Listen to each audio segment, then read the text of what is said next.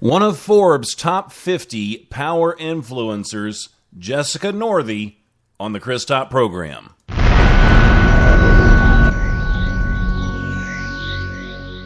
The Top, broadcasting worldwide on iHeartRadio and Spreaker.com. Thank you for calling the Attention Deficit Hyperactive Disorder Hotline. If you have ADHD, please press 1. So you do have ADHD. Is this correct? Please press 1. Now that we know the it is only necessary to make your selection. It has been established you do have ADHD. Please. Okay, dude, seriously, if you want help, you're going to have to stop playing with the keypad. Oh, look, it's a shiny ball with bells on it. Thank you for calling the Attention Deficit Hyperactive Disorder Hotline. Portions of the day's programming are reproduced by means of electrical transcriptions or tape recordings. You can either talk in the Chris Top program. I am the one and only Chris Top. You can either talk in the Chris Top program. Broadcasting live from my lavish studio apartment. The VCR and the DVD, there was a night of black back in 1970. We didn't know about the World Wide Web, was a whole different game being played back when I was a kid. Wanna get down in a cool way, picture yourself on a beautiful day. Big bell bottoms and groovy long hair, just walking in style with a portable MP3 play. You can listen to the music on the Chris Top program. You can hear the music on the Chris Top program.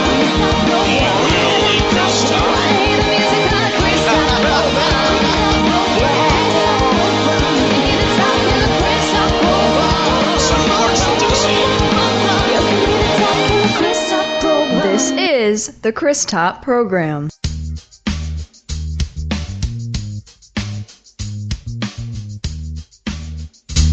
And I'm the one and only Chris Top, broadcasting live from our lavish studio apartment here in sunny Clarksville, Tennessee, with an ocean view. How in the hell are you doing today, world? And it is sunny Clarksville today. Look at it outside. Sunny Clarksville, Tennessee, for sure. Yeah, and we're pretty much stuck in here all day. Yep.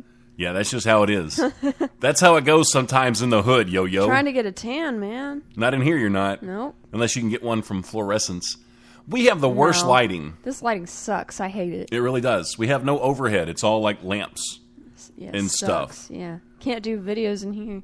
But hopefully in the next month or so, we'll be moving and we'll have some actual overhead light. Yeah. We'll have an actual studio, too. Oh, yeah, baby. That's how we do it. I'm so excited.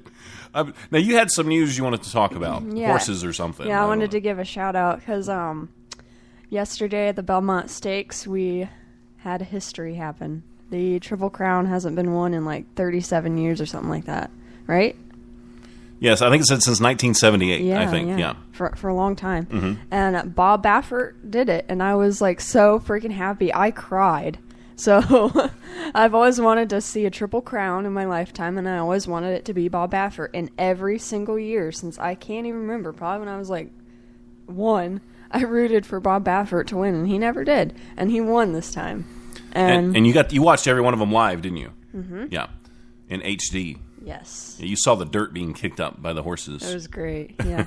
So I wanted to give a shout out to Bob Baffert, American Pharoah, the jockey, the owners, everybody. So congratulations to them. Maybe they'll invite us over sometime. Maybe. You never know. They might be listening right now.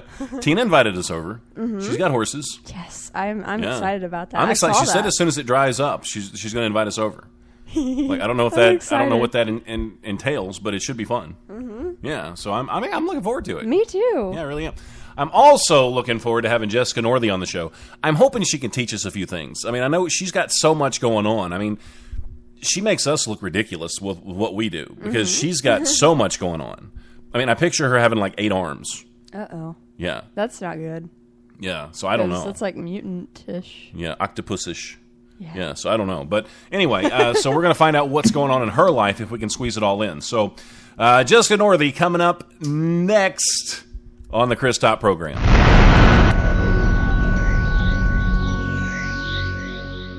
The Top, broadcasting worldwide on iHeartRadio and Spreaker.com. When I think of Magnolia Emporium, I think of Randy. I mean, we could talk about how wonderful he is at what he does, but the one thing that sets this design firm apart from any other one is the simple fact that Randy's just a good guy. Honesty, integrity, and a big heart. Isn't that what you're really looking for? Give Randy a call, 704-248-6808. Magnolia Emporium. We want your space to reflect your success.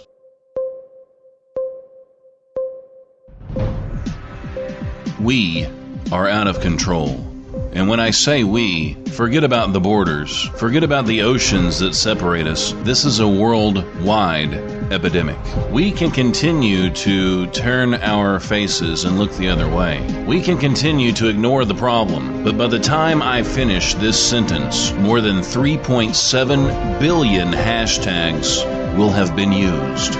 What can we do to make a difference? What can we do to ensure the survival of the hashtag? I'll tell you what we do. We simply shit. Won't you please join me today in the fight to save hashtags from extinction? Trust me when I say this, a little shit goes a long way. We, the people of the world, need to take up arms today to ensure the future is bright and riddled with hashtags for our children.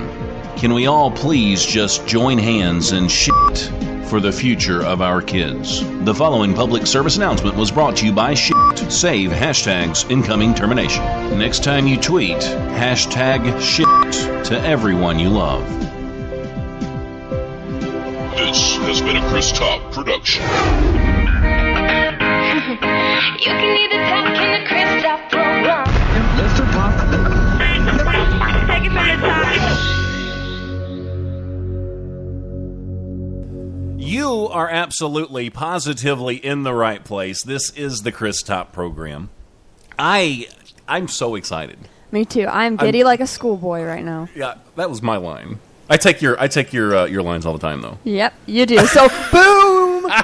Bam! So, Jessica, how are you doing today? It's so good to hear you. It's good to hear you guys, too. Well, I've listened to your show, so this isn't my first time hearing you. So, but it's your first time hearing me, right? It is our first time hearing you. Mm-hmm. Do I sound like me? You absolutely do. You know, actually, I guess you could be somebody else. You could be a spy, and I wouldn't know it. Do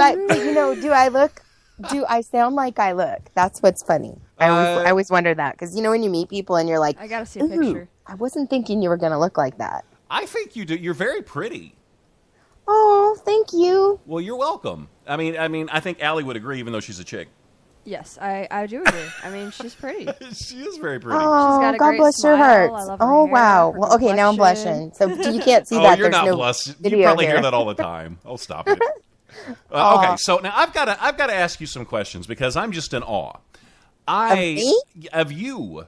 Oh, man. Bounce. That's nice. Bounce.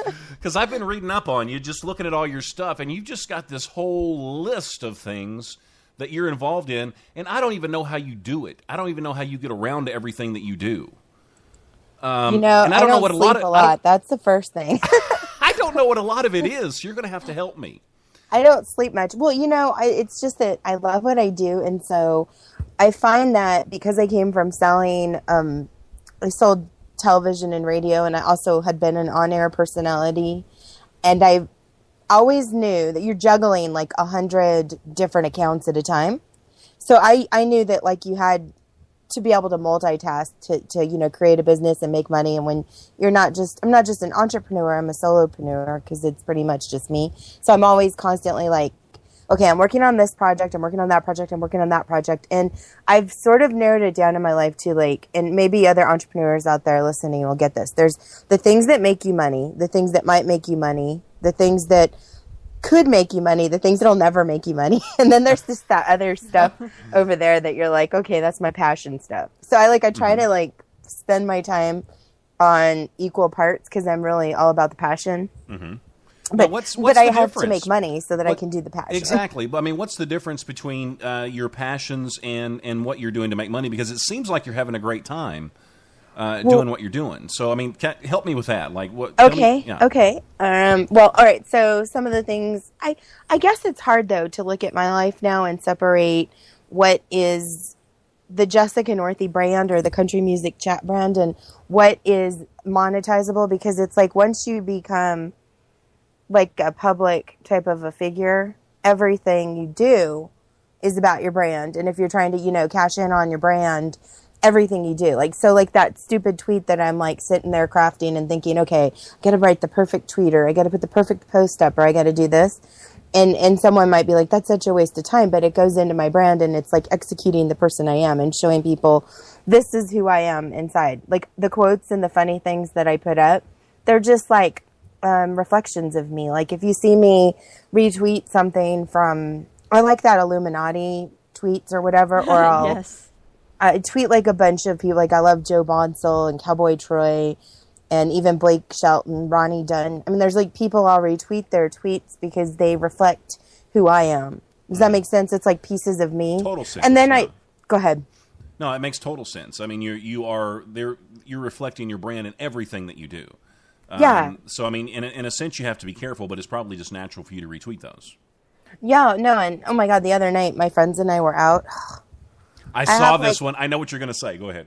I have funny friends, you know, and they don't get what I do. I love how my family, everybody introduces me to people, but we're at a table and we were complaining about stuff, and so my friends were like, I had to go to the restroom, and I don't like taking my phone into the restroom with me sometimes, you know, and I just left it sitting there with my purse and ran over to the restroom, and I came back and they were all giggling and laughing, and there was a long line, and I didn't even know what they did until later. My friends were tweeting stupid stuff, like it, and it was drunk people having fun, but at least it's like I was able to delete it. I don't even remember what they said. They were like something about the place we were at or we had been at. I don't know. Did you let it slide, or were you kind of hacked off at them? You know what? It's not a big deal. There's no big deals in this world. So it's like, I knew that they don't get my world. And like, we live in a real world, you know, and I grew up here and people know me as me and Messy Jessie. And I grew up at a racetrack, you know, in my first car accident when I was 4, shot the neighbor when I was 9, you know, Wow. crazy like person. Did you do any time for great that? life. For shooting the neighbor? What? Were you in the clink? No, not till I was 17 was I in the clink. But I mean, I'm like a wild, you know, like it's like funny because everything I am, it's like I don't hold back or let anybody, you know, the things that make me me. Yeah. Sure. Right. And I am who I am. And it's like, I think one of the things I am is I'm not gut wrenching honest, but I'm a little like, my friends say that they're like, you're like a redneck Nicole Richie. That's what they're like, you're like a poor redneck Nicole Richie. But I mean, I'm not as terribly like blunt as she is, I guess. But I do get really, sometimes it's just my observation powers override my mouth and my brain. I mean, my mouth and my observation powers override my brain, and I'll just say things that I probably shouldn't say. And then I'm like, oh, I probably shouldn't have said that. It happens to the best of us. It really does. Man, the edit button's gone. But all of this, you know, and everything about it, like at the end of the day, it's like we're all just these people who have a normal life. Like, you know, you go to work, and my work is that I do this for a living a little bit, but I also have a website I run, and I have clients I consult with, and I do, I don't know, Well, what's your passion favorite projects, like- what's your favorite thing that you work on, or what do you put your most time into? you know what? It's really sad because I was thinking about this the other day, and I was like, because, you know, like, have you ever done those where you're like, okay, so of my lifespan, 100% of my time. So, like, right now, 85% of my time goes into the website, and the website doesn't, you know, makes like 5% of the money I make, right?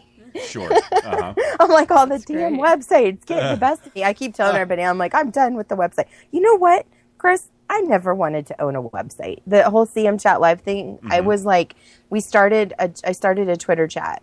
I had no desire to have a website. And my friend, about a year and chunk change ago, a year and a half now, he said, well, you know, basically, Jessica, you're like, all these things you do, they're like kiosks, and you have like, you're putting these kiosks on somebody else's property. And he's like, see, your Twitter's your kiosk, your Google Plus is a kiosk, your Facebook's a kiosk, your Instagram's a kiosk. He's like, you're towing your little trailer park around and you're parking it on other people's lots. You need to build your own lot. And I was like, oh, okay. So that's why I started the website, because I was like, I